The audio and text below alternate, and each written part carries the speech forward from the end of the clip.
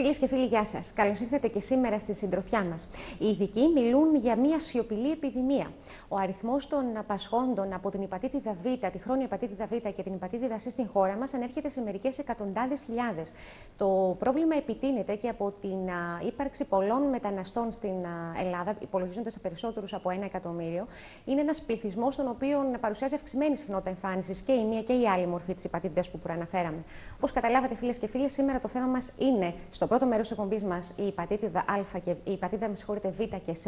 Και στο δεύτερο μέρος της εκπομπής μας θα συζητήσουμε για άλλα συχνά και ίσως όχι τόσο συχνά γαστροεντερολογικά προβλήματα, καθώς μας το έχετε ζητήσει. Κοντά μας φιλοξενούμε για τα θέματα αυτά τον γαστροεντερολόγο και πατολόγο κύριο Χρήστο Καραλή, ο οποίος μας έρχεται από την Κλινική Κιανού Σταυρός. Καλησπέρα σας και καλώς ήρθατε. Και ευχαριστώ για την πρόσκληση. Εμείς. Πρόσφατα στοιχεία είδαν το φως της δημοσιότητας από σχετική εκδήλωση που έγινε από τους γαστροεντερολόγους, όπου ακούσαμε πράγματα που πραγματικά μας σοκάρανε. Όχι ως προς το αριθμητικό σκέλος, ότι έχουμε κάποιες εκατοντάδες χιλιάδες πάσχοντες από αυτές τις δύο παθήσεις, όσο κυρίως το γεγονός ότι στις δύο αυτές περιπτώσεις πολλές φορές μένει αδιάγνωστη νόσος μέχρι από κάποιο τυχαίο γεγονός ή μέχρι να επιδεινωθεί το πρόβλημα της υγείας τους και να εμφανιστούν τα συμπτώματα. Ναι, η αλήθεια είναι ότι αυτές οι δύο ιογενείς και μεταδιδόμενες νόσοι του ύπατος στην χρονία φάση τους, γιατί υπάρχει και η οξεία και η χρονία φάση, στη χρονία φάση τους είναι χωρίς συμπτώματα. Και μπορεί κάποιος να έχει χρόνια υπατήτηδα Β ή χρόνια υπατήτηδα Σ, χωρίς να έχει κανένα απολύτως σύμπτωμα. Ανησυχητικό αυτό για όλους. Πολύ ανησυχητικό και για τους ίδιους, αλλά και για τους ανθρώπους με τους οποίους αυτοί οι ασθενείς θα μπορούσαν να έχουν κάποια σχέση πιο κοντινή, γιατί αυτός ο ιός της υπατήτηδας Β ή Σ είναι μεταδιδόμενος. Με αποτέλεσμα, μετά από πολλά χρόνια, αυτοί οι άνθρωποι, οι οποίοι δεν είχαν ποτέ συμπτώματα, να έχουν κάποιο σημαντικό πρόβλημα υγείας που αφορά φυσικά το σηκώτη, και μιλάμε για την κύρωση του ύπατος, όπου η κύρωση μπορεί να φέρει άλλα προβλήματα, όπως είναι ο καρκίνος του σηκώτη. Θα μας τα πείτε αναλυτικά. Μιλάμε για ένα πρόβλημα, όπως το αναφέρουν τουλάχιστον οι ειδικοί, σοβαρό πρόβλημα δημόσιας υγείας. Θέλω να μας πείτε γιατί το χαρακτηρίζουμε σοβαρό πρόβλημα δημόσιας υγείας, αλλά αφού παρακολουθήσουμε πρώτα το σχετικό βίντεο, έτσι για να μπουν λίγο και οι τηλεθεατές μας στο κλίμα της εκπομπής. Πάμε. Από την ιατρική κοινότητα ονομάζονται κρυφές επιδημίες. Ο λόγος για τις συγχρόνιες υπατήτηδες Β και Σ που αποτελούν σημαντικά προβλήματα της δημόσιας υγείας σε όλες τις χώρες του κόσμου. Στην Ελλάδα υπολογίζεται ότι νοσούν περίπου 300.000 άτομα με χρόνια υπατήτηδα Β και 200.000 άτομα με χρόνια υπατήτηδα Σ.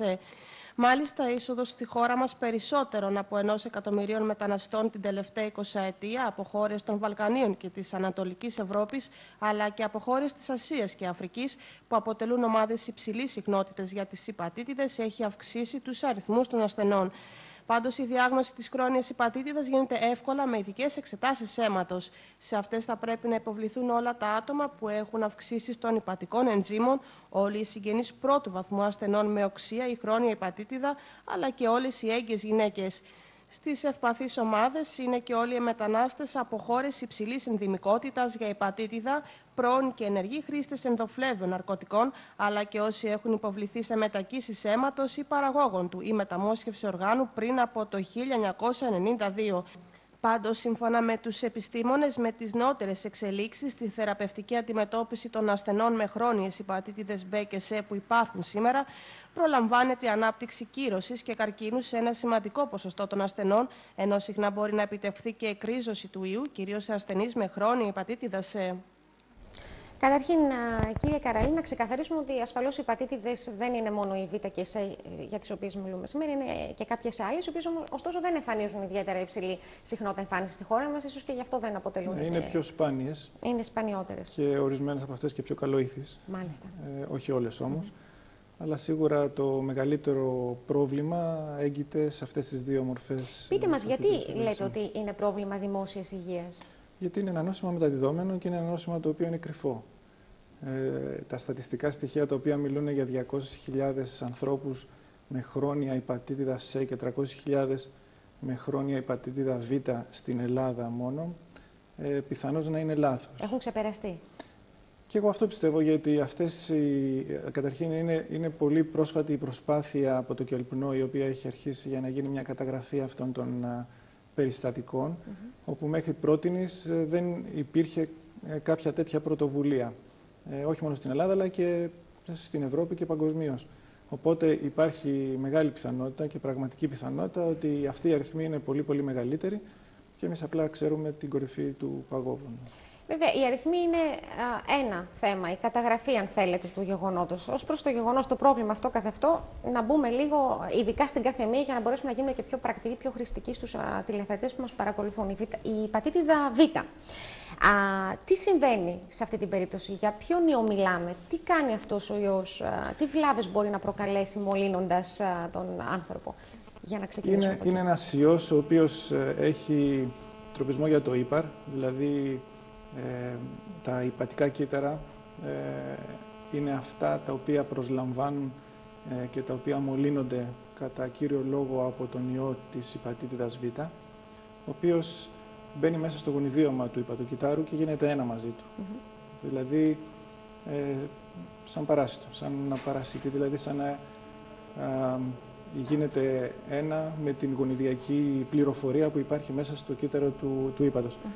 Και εκμεταλλεύεται τους μηχανισμούς του κυττάρου, του ύπατος, αναπαράγει τον εαυτό του και ζει εκεί πέρα προστατευμένος κιόλας από το εξωτερικό περιβάλλον και από το ανασωπητικό σύστημα που στην αρχή έχει δυσκολία να τον αναγνωρίσει. Το ξεγελάει, γι' αυτό το λόγο και δεν έχουμε συμπτώματα, όπως είπαμε και στην αρχή. Στην χρόνια νόσο. Στην οξεία νόσο, στην αρχή, στην περίοδο που λέγεται ο χρόνος επόασης, δεν υπάρχουν συμπτώματα. Όμως μετά, όταν το ανασωπητικό σύστημα θα αναγνωρίσει τον ξένο εισβολέα, θα επιτεθεί και επειδή αυτός ο ιός έχει γίνει ένα μαζί με τον γονιδιακό κώδικα του φυσιολογικού υπατικού κυττάρου, θα καταστραφεί ολόκληρο το υπατικό κύτταρο από τον ανοσοποιητικό μηχανισμό του ίδιου μας του οργανισμού. Οπότε εκεί αρχίζει πλέον μια επίθεση κατά του ύπατος από τον ίδιο τον αμυντικό μηχανισμό του οργανισμού μας και αρχίζει πλέον η καταστροφή του σηκωτιού. Αυξάνονται αυτά τα ένζημα τα οποία ζουν μέσα στα υπατοκύτταρα, τα οποία ονομάζονται τρανσαμινάσες. Και τότε, εάν κάποιος ασθενής κάνει εξετάσεις αίματος ή γιατί δεν αισθάνεται καλά ή για κάποιον άλλον άσχετο λόγο και βρεθούν αυτές οι ευξημένες τρανσαμινάσες, αρχίζουν οι υποψίες ότι θα μπορούσε αυτός ο ασθενής να έχει και χρόνια υπατήτηδα Β ή Σ. Και πλέον με άλλες πιο ειδικές εξετάσεις μπορούμε να πούμε ότι όντως έτσι είναι τα πράγματα ή κάτι άλλο συμβαίνει με το σηκώτη αυτού του συγκεκριμένου ασθενούς. Για να ξεκαθαρίσουμε κάτι τώρα, μιας και το αναφέρατε, η οξεία υπατήτηδα πάντα μεταπίπτει σε χρόνια υπατήτηδα ή μπορεί κάποιος να πάει κατευθείαν στην χρόνια μορφή, να νοσήσει κατευθείαν από την δεύτερη περίπτωση? Οι περισσότεροι άνθρωποι... Για να καταλάβουμε λίγο ποια είναι η ειδοποιώς διαφορά, ποια είναι, αν μπορούμε να πούμε, και πιο επικίνδυνη από την άλλη σε ό,τι αφορά τουλάχιστον την αντιμετώπιση της. Οι περισσότεροι άνθρωποι οι οποίοι έχουν οξεία υπατήτηδα Β ή Σ κάνουν μια οξεία φάση, μια νόσο δηλαδή με κοιλιακά άλγη, εμετούς και άλλα τυπικά ή άτυπα συμπτώματα, ίσως και πυρετό. Και αυτά τα συμπτώματα εξαφανίζονται και περνάνε στη χρόνια φάση. Στην οξεία φάση μπορούμε να διαγνώσουμε εάν κάποιος έχει υπατήτηδα Β ή υπατήτηδα Σ με το να κάνουμε ορισμένες ειδικές εξετάσεις. Μετά υπάρχει μια περίοδος στην οποία είναι λίγο τα πράγματα μη ξεκαθαρισμένα και αυτό λέγεται στην υπατήτηδα Β window period, δηλαδή περίοδος παράθυρο, όπου εκεί πέρα δεν μπορείς να είσαι σίγουρος ακριβώς τι συμβαίνει. Και μετά κάποιοι άλλοι δείκτες εμφανίζονται στο αίμα, οι οποίοι υποδεικνύουν στο γιατρό εάν και εφόσον κάποιος ασθενής έχει χρόνια υπατήτηδα Β ή χρόνια υπατήτηδα Σ. Υπάρχουν λοιπόν συγκεκριμένες εξετάσεις που το αποκαλύπτουν αυτό. Στα πλαίσια ενός check-up ετησίου συμπεριλαμβάνονται αυτές οι εξετάσεις που θα μπορούσαν να δείξουν αυτά τα περιστατικά όπου πραγματικά δεν υπάρχουν συμπτώματα και μιλάμε για μια χρόνια μορφή και υποβόσκεια, το πούμε, το πρόβλημα και δεν το έχουμε καταλάβει? Κανονικά όχι. Δηλαδή μιλάμε για τρανσαμινάσες και οι περισσότεροι γιατροί πλέον που θα κάνουν σε ένα γιατρό ένα check-up, θα κάνουν μια γενική αίματος, μια ουριά, μια κρεατινίνη. Έχουν μάλλον περάσει ανεπιστρεπτεί αυτές οι εποχές που πλέον το check-up περιλάμβανε και αυτές τις εξετάσεις. Οπότε μιλάμε και για... Γιατί κατά την άποψη σας, επειδή δεν το ξέρει ο κόσμος για να το ζητήσει, επειδή ο γιατρός δεν θεωρεί ότι είναι, ας το πούμε, πρώτης προτεραιότητας, δεν θα έπρεπε να υπάρχει, δεδομένο ότι μιλάμε για μια κατάσταση η οποία δεν δίνει πάντα συμπτώματα όταν δεν είναι στην οξία μας? Κανονικά πρέπει δηλαδή σε κάθε ετήσιο check-up να περιλαμβάνονται και οι τρανσαμινάσες. Και έτσι ξεκινάνε και ψάχνουν τους ασθενείς αυτούς που τελικά βρίσκουν ότι έχουν χρόνιο πρόβλημα με υπατήτηδα Β ή Σ. Γιατί σε κάποιον ετήσιο έλεγχο με τρανσαμινασεμία τέθηκε το θέμα γιατί υπάρχει αυτή η τρανσαμινασεμία και ένας από τους λόγους που θα μπορούσαν να ανεβούν αυτές τις τρανσαμινάσεις είναι και χρόνιες υπατήτηδας Β και Σ. Οπότε κάνουν μετά επιπλέον εξετάσεις ειδικές. Και βρίσκουν το ακριβές πρόβλημα. Ναι. Αλλά δυστυχώς δεν υπάρχει κάποιος μηχανισμός ο οποίος να λέει ότι όλοι οι άνθρωποι μετά από κάποια ηλικία θα πρέπει να κάνουν ετησίως αυτές τις εξετάσεις. Ίσως γιατί η ασθένεια αυτή δεν αφορά η νόσος και η συγκεκριμένη ηλικία. Μπορεί να συμβεί ανά πάσα στιγμή. Και μάλιστα έχουν αναφερθεί και πάρα πολλά περιστατικά όπου το μωράκι γεννιέται από τη μητέρα που έχει χρόνια υπατήτηδα Β. Είναι το περιστατικό που μεταφέρεται, να το πούμε και αυτό για τις γυναίκες που μας παρακολουθούν. Εάν μια μητέρα η οποία είναι έγκυος έχει νοσήσει στο παρελθόν, η ίδια είναι φορέας, θα μας πείτε και την ειδοποιώ διαφορά, μεταδίδει τον ιό αυτό στο παιδί της? Υπάρχει πιθανότητα ότι θα μεταδοθεί ή κατά τη διάρκεια της εγκυμοσύνης ή κατά τη διάρκεια του τοκετού. Για όλους τους ιούς ισχύει αυτό και για τον ιό της υπατήτηδας Β? Και για τον ιό της υπατήτηδας Β και για τον ιό της υπατήτηδας Σ. Τα ποσοστά βέβαια είναι μικρά και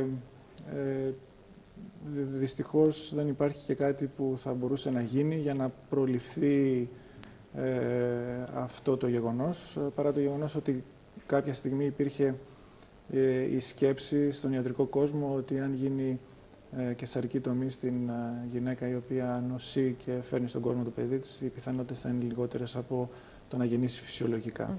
Οπότε δεν υπάρχει κάτι που θα μπορούσαμε να πούμε ότι σίγουρα μπορεί να γίνει. Απλώς παρακολουθείτε. Απλώς παρακολουθείτε, ακριβώς. Πείτε μας κάτι, στα πλαίσια της πρόληψης και εν πάση περιπτώσει της προσπάθειας να μην μεταδοθεί, να μην εξαπλωθεί αυτός ο ιός σε περισσότερους ανθρώπους από αυτούς που τουλάχιστον υπάρχει. Πώς μεταδίδεται, ποιοι είναι οι οδοί μετάδοσης αυτού του ιού και συνεπώς εμείς τι μπορούμε να κάνουμε με αυτά με κάποια μέτρα για να προφυλαχθούμε? Κυρίως με το αίμα. Αλλά έχουν κατηγορηθεί και άλλα υγρά του σώματος όπως είναι το σάλιο και άλλες εκκρίσεις.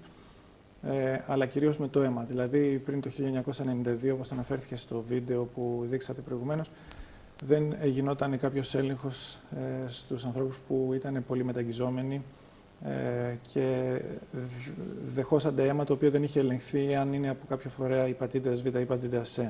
Οπότε πάρα πολλοί άνθρωποι πριν από το 1992 και τα πιο παλιά χρόνια κολλούσαν αυτό τον ιό από μεταγγίσεις. Πολλοί μεταγγιζόμενοι άνθρωποι που είχαν ανεμίες, άνθρωποι οι οποίοι ήταν αιμοκαθερώμενοι. Οπότε... Όσοι ενδεχομένως κάνανε επεμβάσεις και χρειαζόντουσαν μεταγγίσεις αίματος. Ακριβώς. Άλλο μεγάλο κομμάτι των ανθρώπων αυτών που ήταν σε ευξημένο κίνδυνο για να κολλήσουν αυτό τον ιό της Β ή της Σ ήταν άνθρωποι οι οποίοι είχαν σεξουαλικές σχέσεις με ανθρώπους που ήδη το είχαν και δεν το ξέρανε. Γιατί είναι πάρα πολλοί αυτοί που έχουν αυτοί είναι οι φορείς, έτσι, που δεν έχουν νοσήσει, για να καταλάβουμε. Κοιτάξτε, κάποιος άνθρωπος ο οποίος... Δηλαδή μπορεί κάποιος να είναι φορέας, αντίστοιχα χωρίς όμως να έχει παρουσιάσει ποτέ την κρίση, ας το πούμε, την οξία φάση της υπατήτηδας. Υπάρχουν πάρα πολλοί άνθρωποι οι οποίοι ποτέ δεν καταλάβανε ότι περάσανε μια οξία υπατήτηδα Β ή υπατήτηδα Σ, γιατί τα συμπτώματά τους δεν ήταν τόσο κραυγαλαία, δηλαδή δεν κάνανε ύκτερο και απλά θεωρήσαν ότι ήταν άλλη μια απλή ιογενής γαστρεντερίτιδα την οποία περάσανε με λίγο εμετό, λίγο διάρρεια, λίγο πονόκυλο και λίγο πυρετό. Οπότε σίγουρα βέβαια αυτό δεν είναι ο κανόνας, αλλά είναι μια εξαίρεση που είναι πάρα πολύ σημαντική. Αυτοί δηλαδή είναι ανενεργοί ως προς τον ιό? Όχι. Αυτοί είναι οι άνθρωποι οι οποίοι κολλήσανε τον ιό και δεν το καταλάβανε γιατί δεν είχαν πολύ ειδικά συμπτώματα για να ελεγχθούν και περάσανε αργότερα σε μια χρόνια φάση, η οποία, όπως σας είπα προηγουμένως, είναι εντελώς ασυμπτωματική και δεν το μάθανε ποτέ μέχρι και αν κάνανε κάποιες εξετάσεις για κάποιον άλλον λόγο και βρήκαν ότι έχουν ευξημένες τρανσαμινάσεις και πήγαν στο γιατρό μετά και κάνανε πιο ειδικές εξετάσεις. Αυτοί οι άνθρωποι μπορούν να μεταδώσουν τον ιό σε άλλους ανθρώπους οι οποίοι δεν τον έχουν, οι φορείς? Οι φορείς. Εξαρτάται από το πόσο ευξημένος είναι ο δείκτης του ιού στο αίμα. Δηλαδή, ο ιός της υπατήτηδας Β ή ο ιός της υπατήτηδας Α, με συγχωρείτε, έχει κάποιον αριθμό με τον οποίο τον ελέγχουμε στο αίμα, πόσο ευξημένος είναι αυτός ο αριθμός και πόσο θα μπορούσε αυτός ο συγκεκριμένος ασθενής να μεταδώσει τον ιό σε κάποιον άλλον. Έχει υψηλή μολυσματικότητα ή όχι? Ακριβώς. Κατά πόσον έχει υψηλή ή χαμηλή μολυσματικότητα. Με πιο απλούς τρόπους καθημερινούς, λίγο για να σβήσουμε και ορισμένους μύθους, μεταδίδεται η υπατήτηδα Β ή Σ? Όχι. Δεν μεταδίδεται ούτε από την τουαλέτα, ούτε από την χειραψία, ούτε από το αγκάλιασμα. Προς Θεού να μην καταδικάσουμε αυτούς τους ανθρώπους σε κοινωνική απομόνωση. Χρειάζεται μεταφορά του ιού και με σημαντικό ιογενές φορτίο, με κρίσεις του σώματος. Με σεξουαλική επαφή χωρίς προφύλαξη, με μεταγγίσεις. Κυρίως με αίμα και με αρκετή ποσότητα. Από αυτά τα body piercing που μπορεί να κάνουμε, ξέρετε, αυτά εδώ ενέχουν τον κίνδυνο. Βεβαίως. Γιατί ξέρετε, λέμε μόνο τα σημαντικά, αλλά κάποιος ακούει και λέει: εντάξει, εγώ δεν έχω κάνει μετάγγιση, δεν έχω κάνει επέμβαση, δεν αυτό, δεν εκείνο. Ενδεχομένως να μην με αφορά το θέμα. Δυστυχώς υπάρχει ένα μεγάλο ποσοστό ασθενών, κυρίως με υπατήτηδα Σ, που ποτέ δεν είχαν κάποιο risk factor, το λεγόμενο. Δηλαδή δεν είχαν κάποιο ιστορικό που να υποδηλώνει ότι αυτοί οι άνθρωποι ήρθαν σε επαφή με μολυσματικά υγρά κάποια στιγμή στο παρελθόν. Δηλαδή ούτε μετάγγιση αίματος είχαν κάνει ποτέ, ούτε σε ατύχημα είχαν εμπλακεί ποτέ, ούτε τατουάζ είχαν κάνει ποτέ, ούτε χρήστες ενδοφλέβιων ουσιών υπήρξαν ποτέ. Και δεν μπορούμε να βρούμε στο ιστορικό που μας δίνουν γιατί αυτοί οι άνθρωποι θα μπορούσαν να είχαν κολλήσει τον ιό της υπατήτηδας Σ κυρίως, αλλά υπάρχουν και είναι πολύ μεγάλο το ποσοστό αυτών των ανθρώπων. Άρα προσοχή λοιπόν και σε αυτούς που εν πάση περιπτώσει αγαπούν τα τατουάζ και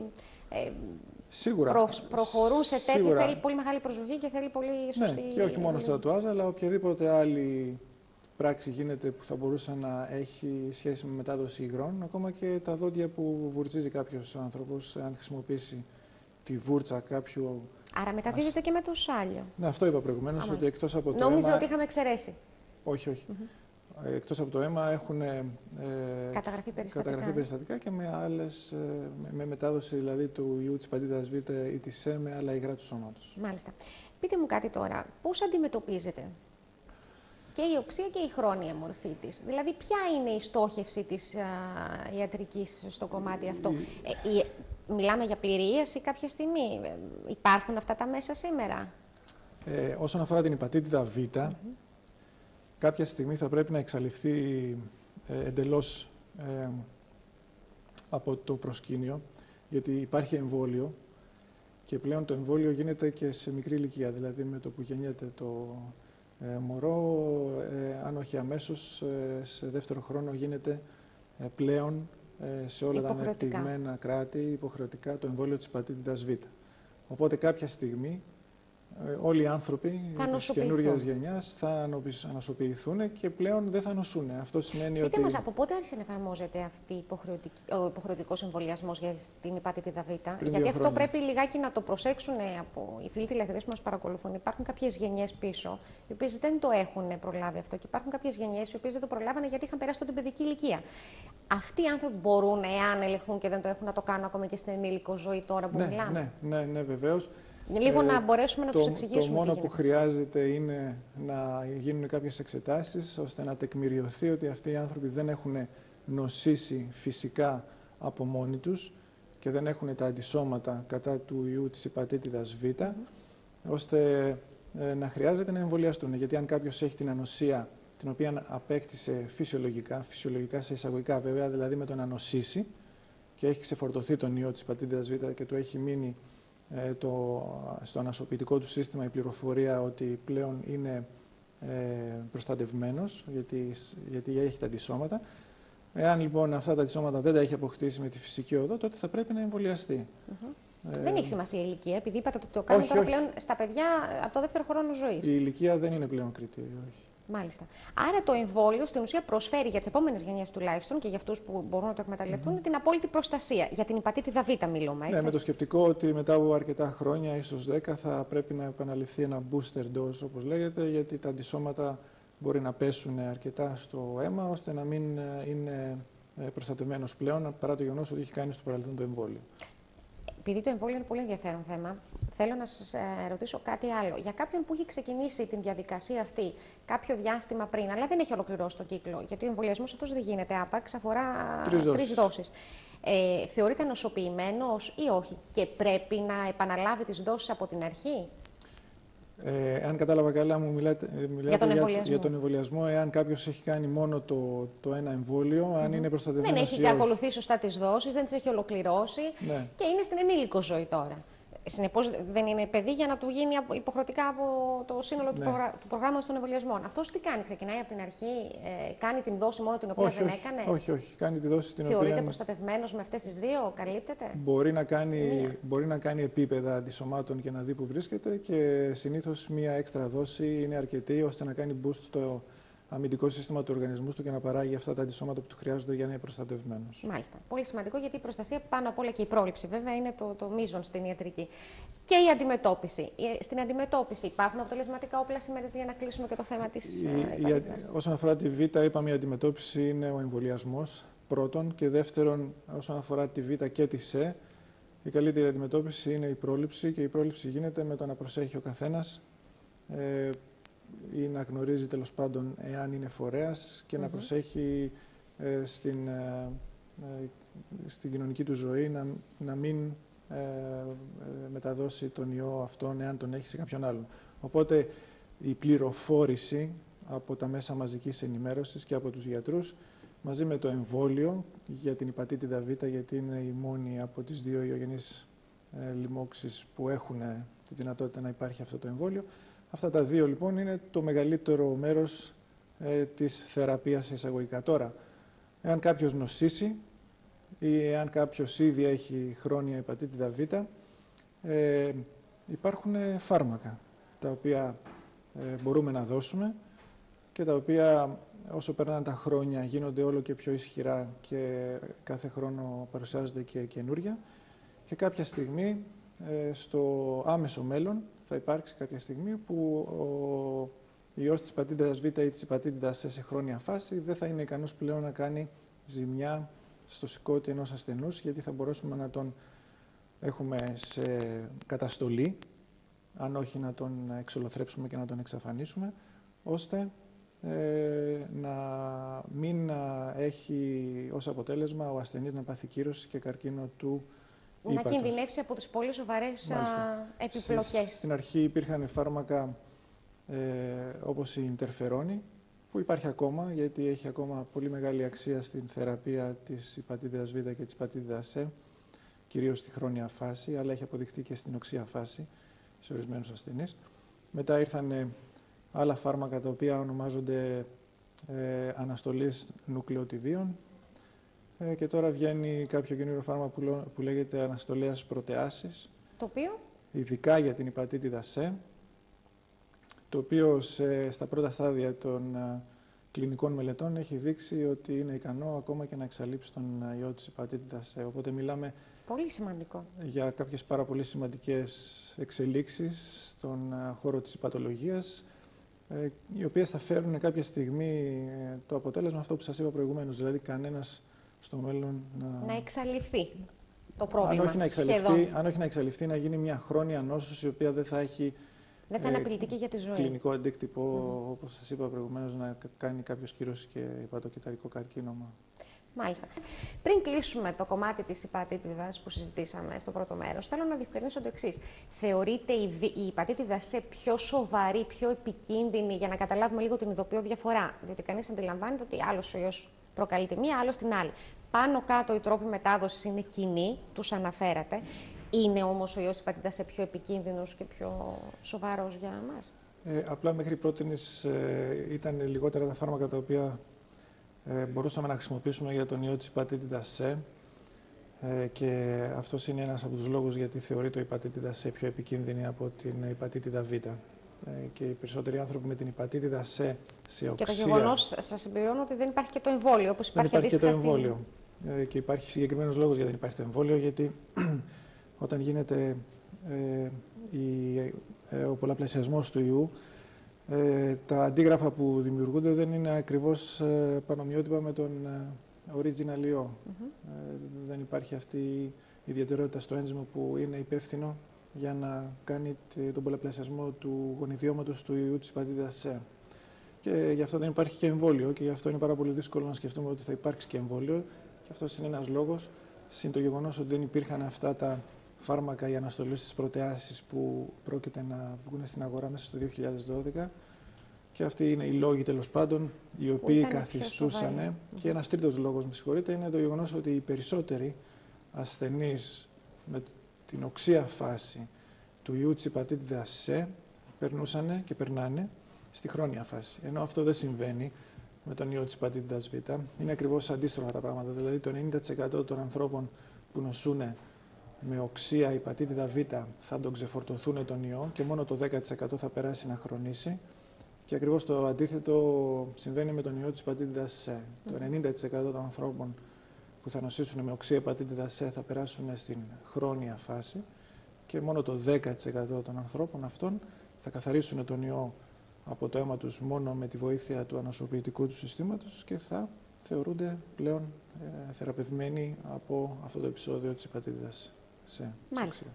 Λοιπόν, κρατάμε καταρχήν το σημαντικό, τον εμβολιασμό, που είναι υποχρεωτικός για τα παιδιά, αλλά και για όσους είτε δεν το κάναν σωστά, είτε είναι ενήλικες, δεν ανήκαν στη γενιά που να το προλάβουν, δεν είχαν ενημερωθεί, μπορούν να ενημερωθούν και να προχωρήσουν και στις ανάλογες εξετάσεις και να εμβολιαστούν, γιατί σημαντική είναι η πρόληψη. Κρατάμε επίσης το αισιόδοξο μήνυμα για τα νέα φάρμακα, τις νέες θεραπείες που έχουν πολύ καλύτερα αποτελέσματα και μπορεί στο μέλλον να μιλάμε και για εκρίζωση σε περίπτωση του ιού.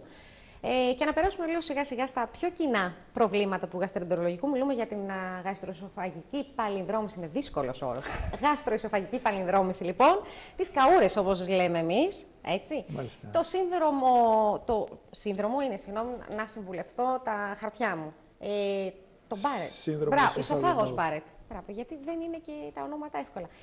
Που είναι μια άλλη κατάσταση, η οποία μπορεί σε εμάς να ακούγεται έτσι κάπως το όνομα ξένο και ενδεχομένως δεν μας αφορά, αλλά θα δούμε τι σχέση έχει με την παλινδρόμηση και πόσο σοβαρή αυτή η κατάσταση μπορεί να είναι. Πάμε να δούμε, φίλες και φίλοι, το βίντεο που έχουμε ετοιμάσει και επιστρέφουμε. Ένα από τα σημαντικότερα προβλήματα υγείας είναι η γαστροεσοφαγική παλινδρόμηση, όταν δηλαδή το γαστρικό οξύ παλινδρομεί προς τον ισοφάγο. Το πιο κοινό σύμπτωμα της πάθησης είναι αυτό που οι ασθενείς αποκαλούν καούρα και που ιατρικά ονομάζεται αίσθημα οπισθοστερνικού καύσου. Σύμφωνα με μια πρόσφατη επιδημιολογική μελέτη που εκπονήθηκε από το Ελληνικό Ίδρυμα Γαστροεντερολογίας και Διατροφής, η εμφάνιση της νόσου είναι ιδιαίτερα υψηλή στη χώρα μας. Είναι χαρακτηριστικό ότι 4 στους 10 Έλληνες εμφανίζουν συμπτώματα γαστροεσοφαγικής παλινδρομικής νόσου, που παρατηρείται συχνότερα σε άτομα μεγαλύτερης ηλικίας. Ωστόσο, 1 στους 10 Έλληνες δεν γνωρίζει ότι πάσχει από την νόσο, δεδομένου ότι μόνο 5 στους 10 απευθύνονται σε γιατρό για τα συμπτώματά τους. Εν τω μεταξύ, σύμφωνα με νέες μελέτες, το 5% των ασθενών που έχουν χρόνια συμπτώματα γαστροεσοφαγικής παλινδρόμησης αναπτύσσουν ισοφάγο Μπάρετ.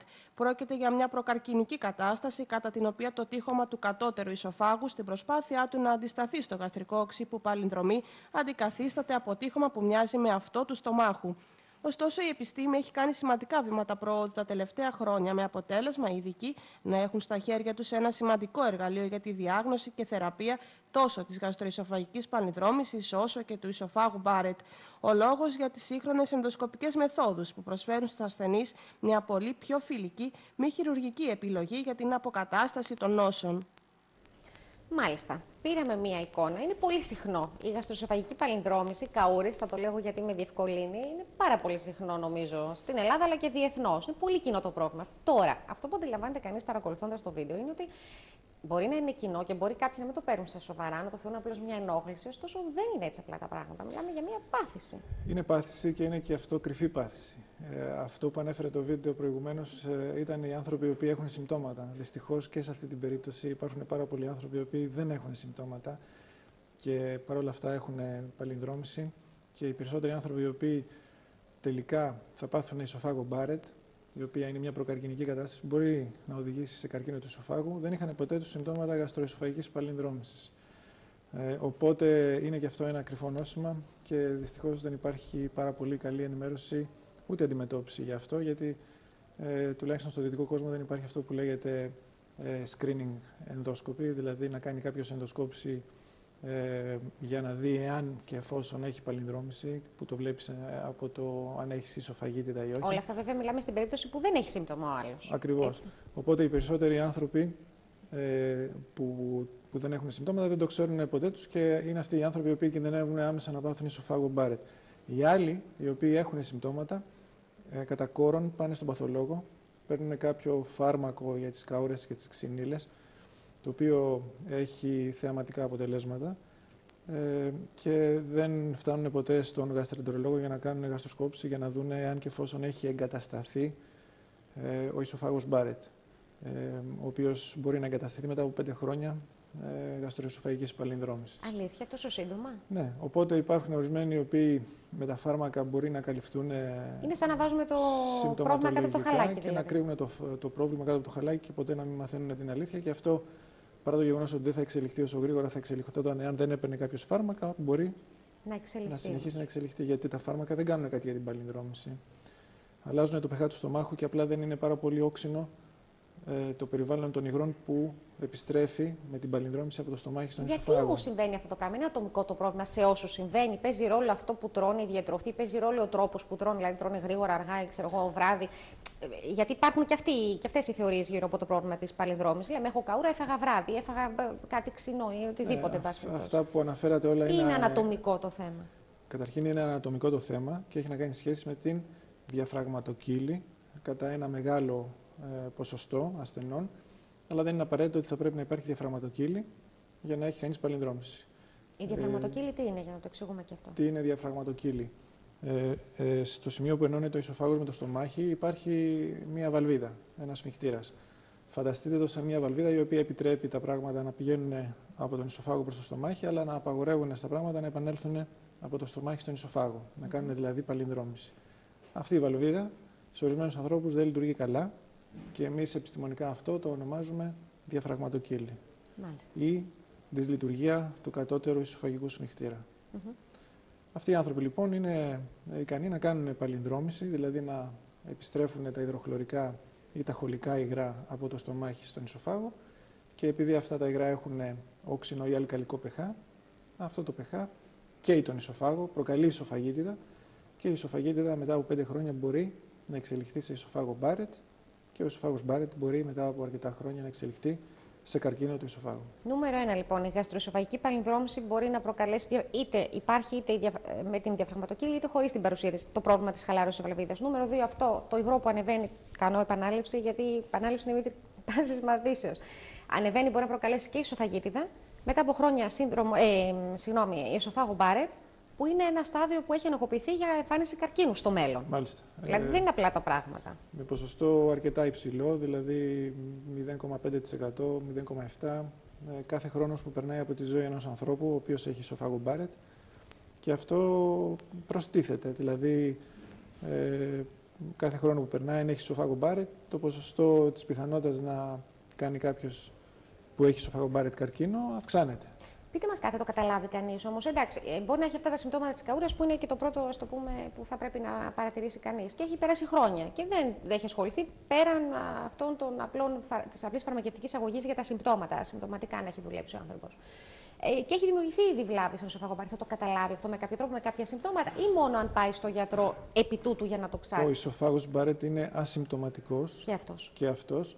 Οπότε οι μόνοι ασθενείς που θα το μάθουν εάν έχουν ισοφάγο Μπάρετ είναι οι ασθενείς οι οποίοι έχουν συμπτώματα και πάνε στο γαστρεντερολόγο να κάνουν γαστροσκόπηση. Η γαστροσκόπηση είναι η εξέταση που θέτει την διάγνωση στις περιπτώσεις αυτές? Η γαστροσκόπηση με βιοψίες από την περιοχή του ισοφάγου που συνήθως παρουσιάζεται η βλάβη, που είναι το κατώτερο τμήμα του ισοφάγου.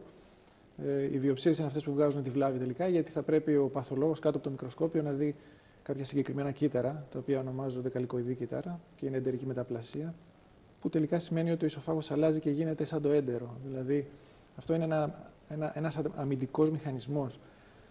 Το έντερο μπορεί να αντέξει τα χολικά υγρά και τα υδροχλωρικά οξέα, γιατί τα βλέπει καθημερινά, είναι φτιαγμένο έτσι να τα αντέχει. Ενώ ο ισοφάγος δεν είναι φτιαγμένος από τη φύση του και ο οργανισμός μέσα στους αμυντικούς μηχανισμούς που έχει αναπτύξει και αυτό. Δηλαδή, αλλάζει το επιθύλιο του ισοφάγου και γίνεται εντερικού τύπου, για να είναι πιο ισχυρό. Όμως είναι κάτι που δεν ανήκει. Δεν είναι φυσιολογικό. Δεν είναι φυσιολογικό και είναι σε ξένο επιθύλιο, σε λάθος περιοχή. Οπότε αυτό μπορεί να εξελιχθεί, να κάνει δυσπλασία και μετά να κάνει καρκίνο. Αυτό λοιπόν με βιοψίες που λαμβάνονται κατά τη διάρκεια της γαστροσκόπησης μπορούμε να δούμε αν αυτό όντως έτσι είναι, δηλαδή αν υπάρχουν αυτά τα κύτταρα, τα καλικοειδή, δηλαδή αν έχει αλλάξει και έχει γίνει η εντερική μεταπλασία στο κομμάτι αυτό του ισοφάγου και μπορούμε να πούμε ότι αυτός ο ασθενής έχει ή δεν έχει ισοφάγο Barrett. Πώς αντιμετωπίζονται όλα αυτά? Εσείς έχετε και μια εξειδίκευση περισσότερο στις ενδοσκοπικές εφαρμογές, παρεμβάσεις, θεραπείες. Θέλω λοιπόν να μας πείτε τι νεότερο έχουμε στον τομέα αυτό, πώς αντιμετωπίζονται και οι γαστροεσοφαγικοί παλινδρόμηση από το πρώτο στάδιο να το πάρουμε, αλλά και στην πορεία των καταστάσεων που δημιουργεί αυτό το πρόβλημα, μέχρι και τον ισοφάγο Barrett ενδοσκοπικά πλέον. Ναι, μέχρι πρότινης η μόνη θεραπευτική αντιμετώπιση για αυτές τις δύο παθήσεις, συχνές παθήσεις και επικίνδυνες παθήσεις, ήταν χειρουργική. Δηλαδή, εάν και εφόσον ξέραμε ότι κάποιος άνθρωπος έχει ισοφάγο Barrett, τον παρακολουθούσαμε και όταν με βιοψίες και όταν βλέπαμε ότι έκανε δυσπλασία, που είναι ακόμα ένα επιπλέον βήμα προς το να κάνει καρκίνο, τον στέλναμε να χειρουργηθεί. Το ίδιο πράγμα κάναμε και συνεχίζουμε να κάνουμε σε πολλές περιπτώσεις με τους ανθρώπους που έχουν παλινδρόμηση, με ή χωρίς διαφραγματοκύλι, τους στέλνουμε να χειρουργηθούν και να φτιάξουν την ανατομική ανομαλία η οποία ονομάζεται διαφραγματοκύλι ή τέλος πάντων την δυσλειτουργία του κατώτερου εσωφαγικού σφινκτήρα. Τώρα και για τις δύο αυτές. Όταν λέτε χειρουργείο, εννοείται ανοιχτό χειρουργείο? Λαπαροσκοπικά.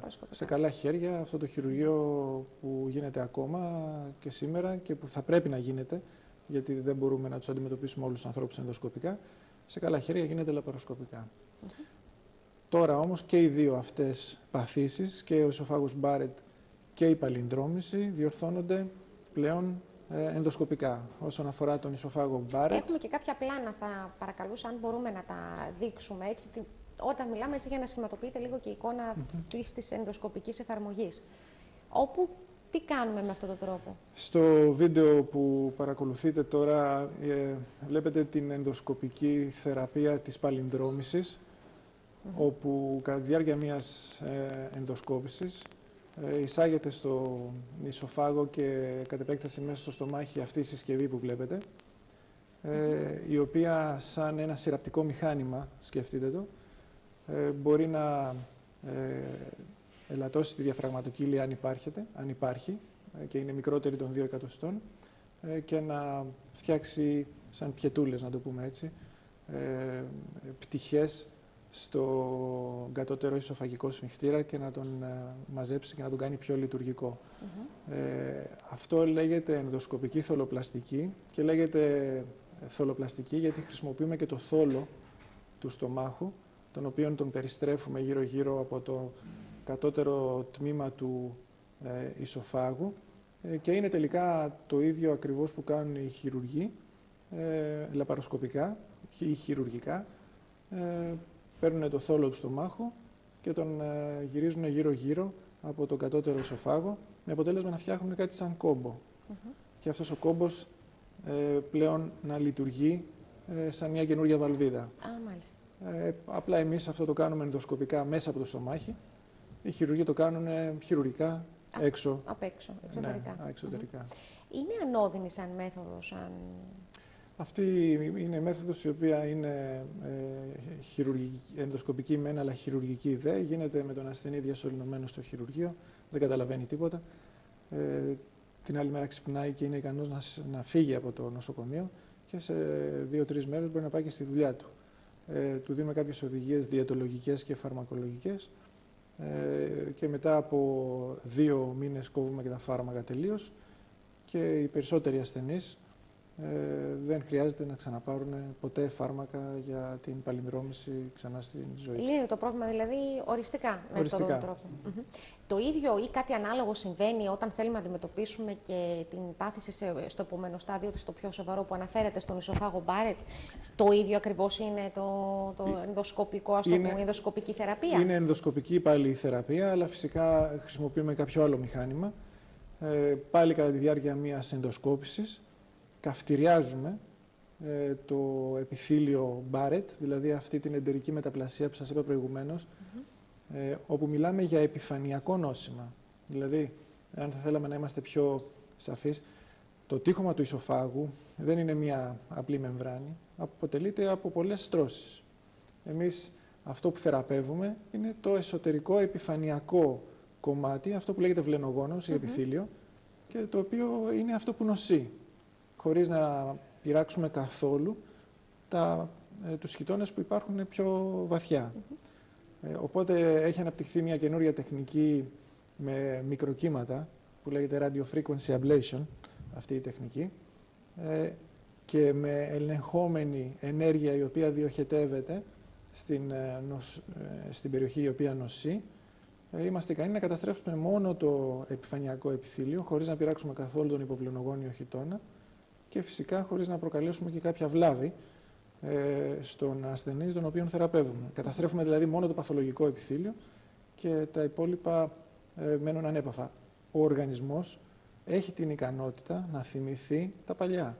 Δηλαδή, όταν θα αφήσουμε τον υποβληνογόνιο χιτώνα ξεσκέπαστο, αυτός έχει τη δυνατότητα να αναπλάσει. Θα αναγεννηθεί δηλαδή, θα ξανακάνει αυτό που να ξαναφέρει λοιπόν τα παλιά φυσιολογικά ισοφαγικού τύπου κύτταρα και να γίνει ξανά ο ισοφάγος όπως ήταν πριν να κατασταθεί ο ισοφάγος Barrett. Μάλιστα. Και η πύλη εισόδου είναι ακριβώς όπως λειτουργεί και στην απλή γαστροσκόπηση που βλέπουμε, δηλαδή με το εργαλείο αυτό που παρακολουθούμε. Ακριβώς. Απλά αλλάζει ο τρόπος που εφαρμόζεται. Εφαρμόζεται πάνω στο ενδοσκόπιο ένα μηχάνημα το οποίο έχει την ικανότητα να παράγει μικροκύματα. Ο λόγος που επιμένω λίγο στη σχηματοποίηση της επέμβασης είναι ο εξής. Γιατί κάθε φορά που και οι τηλεθεατές αλλά και εγώ στη τηλεθεάτρια παρακολουθώ κάποιον ειδικό να μου εξηγεί μια επέμβαση την οποία όλοι οι ειδικοί αποκαλούν απλή, ανώδυνη, εύκολη κτλ. Γιατί για τα δικά σας μάτια είναι αλλιώς και αλλιώς για τα δικά μας. Θέλουμε να εξηγούμε και να καταλαβαίνει ο κόσμος τι είναι αυτό που συμβαίνει για να απομυθοποιεί και κάποια πράγματα, αλλά και κυρίως να διώχνει τους μύθους και τις παρεξηγήσεις που υπάρχουν πολλές φορές για αυτές τις σύγχρονες τεχνολογίες που έχουν εισέλθει πλέον στον χώρο της ιατρικής. Σε ό,τι αφορά την αποτελεσματικότητά του, οπότε κατάλαβα και στις δύο περιπτώσεις τουλάχιστον, οι ενδοσκοπικές θεραπείες είναι.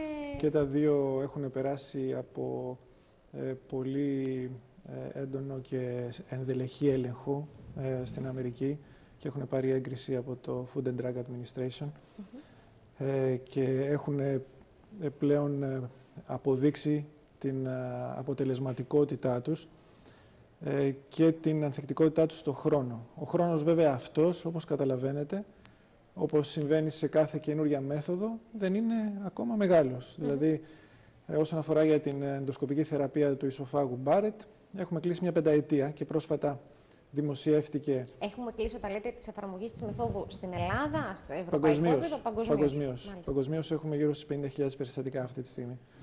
Και έχει δημοσιευθεί η έρευνα της 5ετίας που διανύθηκε, όπου η έρευνα αυτή λέει ότι κάποιος ασθενής ο οποίος θεραπεύτηκε πριν από 5 χρόνια με Barrett έχει 98% πιθανότητα μετά από μια 5ετία να είναι ακόμα ελεύθερος νόσου Barrett.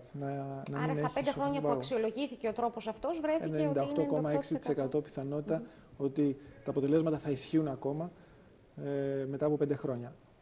Το 1,6% που ξανααπέκτησε ισοφάγο Barrett μπορεί να ξανακάνει τη θεραπεία. Δεν υπάρχει κάποιος λόγος γιατί να θεωρήσουμε ότι δεν μπορούμε να την ξαναεπαναλάβουμε τη θεραπεία και να ξαναξεφορτωθεί το παθολογικό επιθύλιο του ισοφάγου Barrett. Τα πλεονεκτήματά της λοιπόν σε σχέση με άλλους πιο συμβατικούς τρόπους παρέμβασης για αυτές τις δύο περιπτώσεις, ποια είναι από αυτή τη νέα τεχνολογία?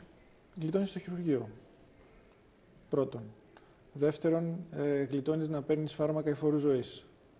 Γιατί αυτά τα φάρμακα τα οποία δίνουμε για την παλινδρόμηση και για την ισοφαγίτιδα, καλά είναι μεν, θεαματικά αποτελέσματα έχουν μεν, αλλά έχουν και παρενέργειες. Ειδικά στις γυναίκες μετά την εμεινόπαυση, μπορεί να επηρεάσουν την απορροφητικότητα του ασβεστίου και να πάθουν οστεοπόρωση. Όχι μόνο στις γυναίκες, αλλά και στους άντρες. Κυρίως όμως στις γυναίκες μετά την εμεινόπαυση, λόγω των ιστρογόνων που χάνουν.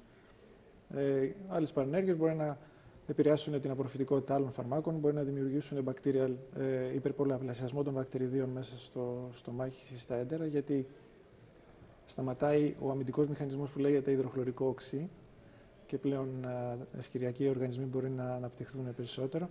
Οπότε δεν είναι πανάκια ούτε τα φάρμακα. Σωστό. Και καλό είναι όπου μπορούν να αποφεύγονται αυτό. Και φυσικά κάποιος άνθρωπος ο οποίος είναι νεαρός και έχει όλη τη ζωή μπροστά του και του λες να πάρει φόρου ζωής φάρμακα, που τα φάρμακα τελικά δεν κάνουν τίποτα στην παλινδρόμηση, επαναλαμβάνω, παρά μόνο αλλάζουν το pH και ερεθίζεται λιγότερο ο εσωφάγος.